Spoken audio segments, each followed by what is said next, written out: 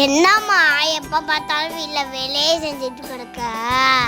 நம்ம வீட்டு வேலையை நான் தானடா செய்யணும், வேற யாரு செய்வா? நான் என்ன பொம்பளை பிள்ளையா பெற்று வச்சிருக்கேன்?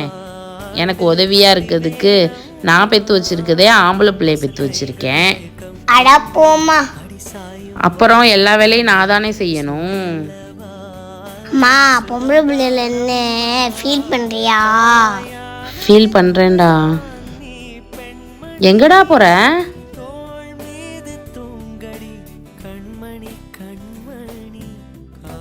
இன்னமா ஃபீல் பண்ணாதம்மா.